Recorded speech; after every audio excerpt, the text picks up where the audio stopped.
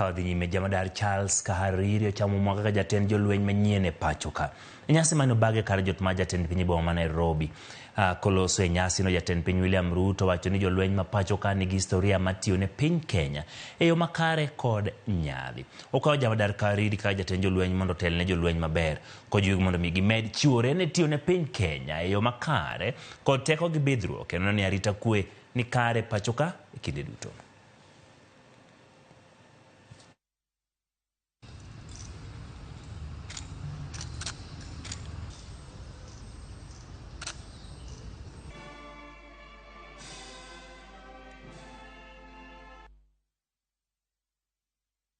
Republic is now committed to their charge.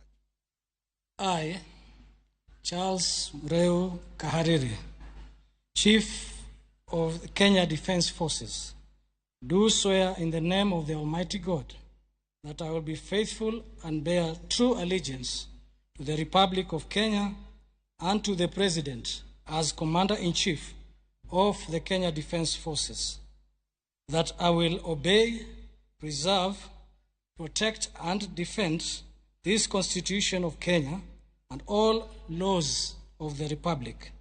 I, Fatma Gaiti Ahmed, Commander of the Kenya Air Force, do swear in the name of the Almighty God that I will be faithful and bear true allegiance to the Republic of Kenya and to the President as the Commander-in-Chief of the Kenya Defence Forces. That I will protect and uphold the sovereignty, integrity, and dignity of the people of Kenya.